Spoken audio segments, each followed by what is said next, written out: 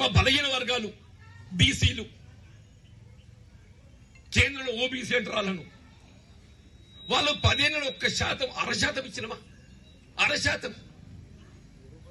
నేను వాళ్ళు కల్పిస్తున్నాడు రిజర్వేషన్ సౌకర్యం కాంగ్రెస్ పార్టీ ఎందుకు వాళ్ళ సామాజిక వెనుకబడతనాన్ని పరిగణలోకి తీసుకొని చేసింది. ఇది కాంగ్రెస్ పార్టీ ఆలోచన విధానం అని చెప్పంటూ నేను ఇప్పుడే భూపదని చెప్పిండు జాతీయవాదం. మన దాయా దేశం మన పాలుడు ఎవరు అంటే పాకిస్తాన్. మన పాలుడు ఎవడే పాకిస్తాన్ మెడల్ వంచింది ఎవరు? కాంగ్రెస్ పార్టీ. ఇవాళ మాట్లాడుతున్న పాకిస్తాన్ 1971 రాసి పెట్టుకో అన్న.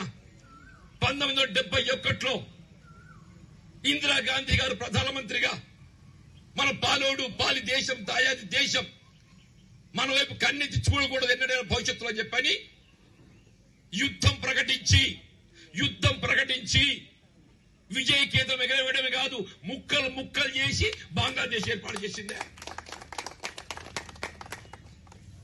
పాకిస్తాన్ మెడల్ వచ్చింది ఎవరు?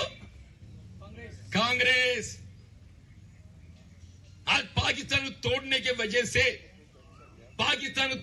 वजह से उन्हें हिंदुस्तान की तरफ आंख उठा के देखने को हिम्मत नहीं कर रहे. इवाल ఏదైతుందో భారతదేశం వైపు కన్నెత్తి చూడడానికి ఏదైతుందో సాహసిస్తలేదు పాకిస్తాన్ చెప్పంటున్నాను. జాతీయవాది ఎవరిదే?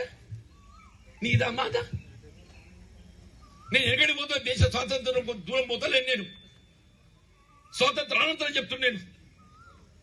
ఇలా ప్రధానమంత్రి అందరూ ప్రధానమంత్రి మోడీ కూడా ఇండు.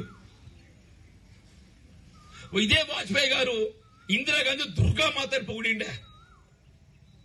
పార్లమెంట్ లో ఎప్పుడైతే పాకిస్తాన్ యుద్ధం ప్రకటించి ముక్కలు చేసిందో ఈ భారతదేశాన్ని భవిష్యత్తు ఎన్నడూ కూడా పాకిస్తాన్ తో ముప్పు ఉండొద్దని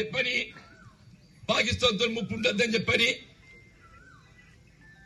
పార్లమెంట్ లో దుర్గామాతని పొగిడిండని చెప్పంటున్నాడు.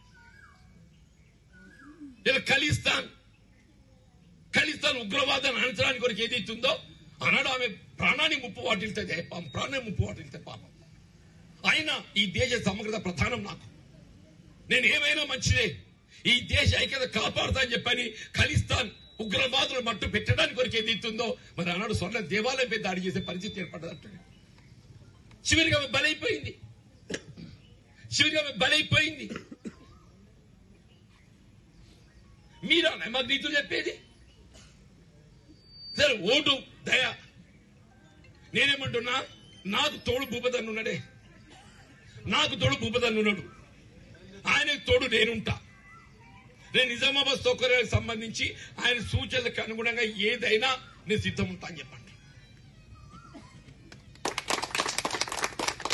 ఇక మీ ప్రభుత్వం అమలు చేసి తెలబడే కార్యక్రమాలన్నీ కూడా స్థానిక శాసనసభ్యుడు మీ అందరూ ఆయనపై విశ్వాసంతో ఎమ్మెల్యే గెలిపించింది.